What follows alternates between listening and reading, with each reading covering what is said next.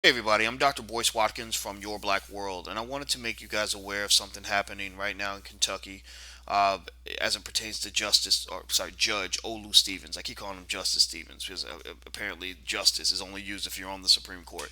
But Judge Olu Stevens is he's under fire right now for doing the right thing as it pertains to race. Many of you are well aware that one of the causes of the mass incarceration epidemic in America, the fact that there are so many black people in prison, is the fact that many African Americans they're denied the right to have a jury of their peers when they go on trial.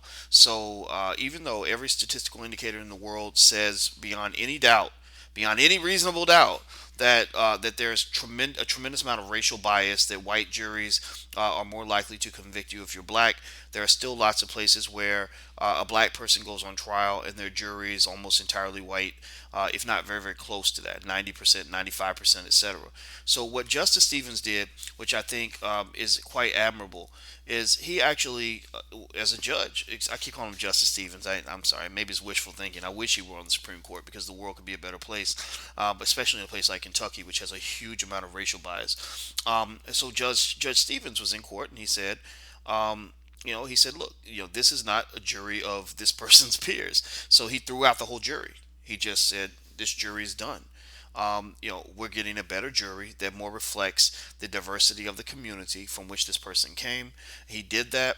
And as you know, what happens when a black person stands up, somebody comes to crush him. Somebody comes to get him. And so it's interesting. This is interesting to me because I know the community where that courthouse is. It's on the west end of Louisville, which is predominantly black. I mean, overwhelmingly black.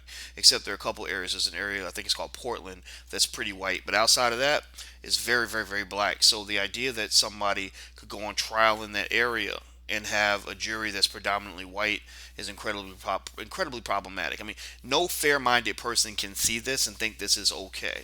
The only way you can think this is okay is if you're committed to a set of traditions and cultural norms that are consistent with the undeniably racist history of states like Kentucky, where black people were being sold and beaten and mistreated not too long ago.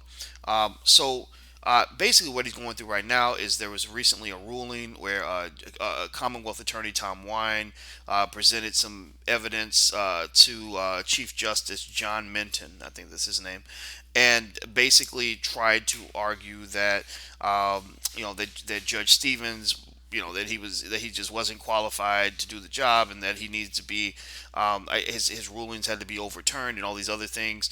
And in fact, they're actually trying to take him now. They're trying to take him off of all criminal cases at all. So they don't even want him. They're basically saying, look, when these people come up for trial, when all these black men go up in front of all white juries to be sent away to prison, away from their families for the rest of their lives, we don't even want this black man in the room because he's the wrong black man. We need a black man who's going to support and promote our agenda.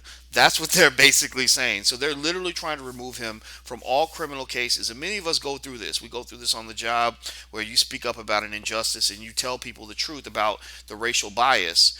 The next move at that point in many cases is to simply remove you from existence, to basically act like you don't exist anymore. I went through it at Syracuse. Other people have gone through it in other places, and it's criminal. I mean, it's really criminal, especially when you talk about the impact that the criminal justice system has had on our families. This is our Auschwitz. These are our concentration camps. The prison industrial complex. These are the concentration camps for African Americans, and we're being sent to these concentration camps by juries that are predominantly white.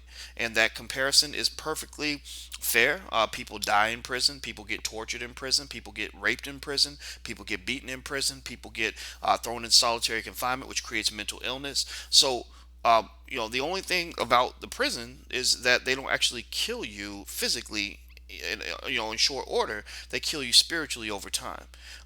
Families die slowly over time. It leads to spikes in violence, spikes in all kinds of other problems that exist in our community because they're sending so many of our people to prison, especially black men. In many cases, they've committed the same crime that white guys across town have committed, but those white guys get a second chance. They don't get the same sentences. Some of them do, but most of them do not. The data shows this. This is not me talking. This is the data. Go look at the data. Go look at the research. The research will prove it. It's not me sort of speculating on this. Okay. So anyway, what I would like for you to do, if you can, is if you have the time, I'm going to put a link to the contact information for the Commonwealth Attorney's Office. Feel free to make your voice heard. Feel free to let them know that this is not right. We're not going to tolerate this. And you can't abuse this black man in the dark. You're not going to abuse him in silence. You're not going to abuse him in isolation. That he has an army of tens of thousands, hundreds of thousands of black people all around the world, millions maybe, who believe in the same things, who understand why he's doing this, who understand the need for fairness and justice and equity. We're not asking for preferential treatment. We're asking for fairness. We're asking for the same access to justice that white people get. And for some reason, some people think that if you ask for the same opportunities, same conviction rates as white people, that somehow you're asking for too much. That right there is a direct reflection of white supremacy. So please take the time to let the brother know you support him. Let this Commonwealth attorney know that this witch hunt is not acceptable, and you might want to reach out to this Chief Justice as well, John Minton. I'll put all their information there.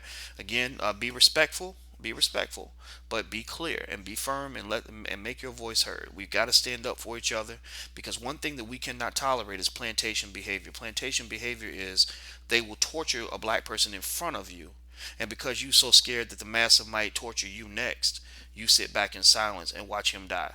But guess what? You'll still be next. So, because the masses' goal is to maintain control. So that's it. All right, everybody. So please do your thing. And I'm Dr. Boyce Watkins from Your Black World. Please take care. God bless. I'm gone. Peace.